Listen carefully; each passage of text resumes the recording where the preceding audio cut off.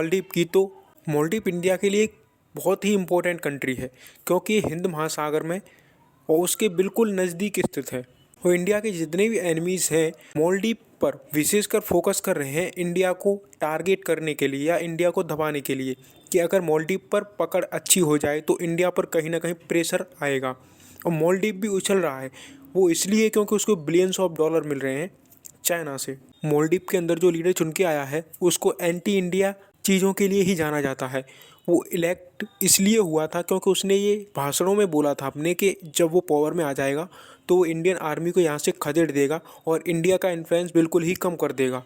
इन्हीं बातों को मद्देनज़र रखते हुए वो इलेक्ट हुआ, और अब जब वो लीडर बन चुका है, पावर में आ चुका है, तो वही चीज़ें कर रहा है। लेकिन जब उसने बोला था कि इंडिया के 10,000 से भी ज़्यादा सोल्जर्स हैं वो मालदीव के अंदर हैं और वो उनको निकालेगा, तो ऐसा कुछ भी नहीं हुआ। महज कुछ सोल्जर्स थे और कोई भी वहाँ पर इंडिया का नहीं था। एक और खबर निकल के आ रही थी कि जो कार्गो शिप थी चाइना की, श्रीलंका ने ये बोल दिया था कि वो 1 साल तक किसी भी चाइनीज़ शिप को अपने यहाँ नहीं ठहरने देगा। लेकिन वहीं बात करें अपन मालदीव की, तो मालदीव ने ये बोल दिया है कि जो चाइना से आ रही शिप है वो मालदीव में रुकेगी और हम लोग उसे ठिकाना देंगे रुकने के लिए एक आइलैंड पर। ये सब इंडिया के लिए सही नहीं है, क्योंकि ये सारी स्पाई शिप होती हैं जो डाटा चुराती हैं दूसरे देशों का, और मालदीव इंडिया का पड़ोसी है, तो ईजिली चाइना चाहे तो मालदीव आकर के वो इंडिया का काफ़ी डाटा चुरा सकती है। मालदीव इसलिए कर रहा है क्योंकि उसको प्रॉपर रुपए मिल रहे हैं। अगर हम मालदीव की जो बैकबोन है टूरिज्म, अगर उसको ही ब्रेक कर दें तो मालदीव 4-5 सालों के अंदर अपने आप घुटनों पर टिक जाएगा। जैसे जब लॉकडाउन लगा था तो श्रीलंका का हाल हुआ था। श्रीलंका इकोनॉमिक क्राइसिस बहुत बुरी तरीके से फंस चुका था।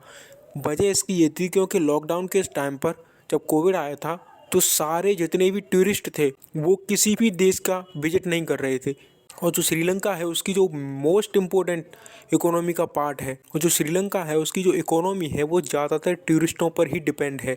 जब टूरिस्ट वहाँ पर विजिट नहीं कर रहे थे तो उसकी इकोनॉमी धीरे धीरे ख़त्म होती चली गई और वहाँ पर क्राइसिस का सामना करना पड़ा।